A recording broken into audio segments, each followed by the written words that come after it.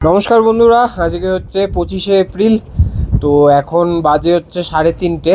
তো হঠাৎ করে এখন পুরো ঝড় শুরু হয়ে গেল। তো এইটা দেখানোর জন্যই ভিডিওটা বানানো শুরু করলাম। চারদিকে একদম পুরো ধুলো আর মেঘ মিশে এক ধরনের পুরো ঢেকে দিয়েছে চারপাশ কাজার। আর এদিকে হাওয়া তো খুবই জোরে চলছে, খুবই ভীষণ জোরে হাওয়া চলছে আর ঠান্ডা হাওয়া চলছে তার মধ্যে। তো চলুন একবার দেখাই কাজার এই চারপাশটা। এখন স্পিতি ভ্যালিতে এটা খুবই কমন একটা জিনিস, এই যে জোরে যে ঝোড়ো হাওয়াটা বইছে।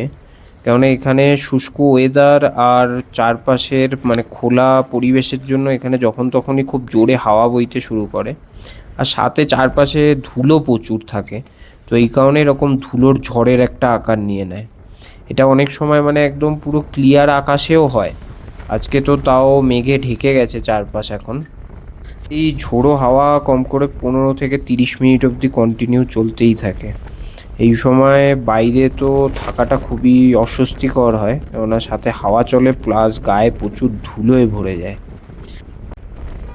আমাদের এই সামনের স্পিতি রিভার দিয়ে এখন শুধু ধুলো বইছে।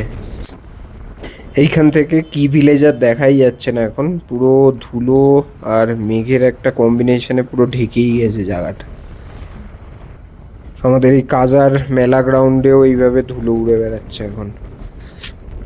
এই দেখুন, এই ঝড়ের মধ্যে এই মহাশয় ছাদে উঠে কার চিন্তায় ভাবুক হয়ে বসে আছে।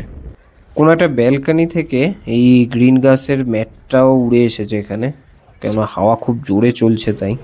তাহলে আজকের মতো এইটুকুই থাকলো, পরের ভিডিওতে দেখা হচ্ছে।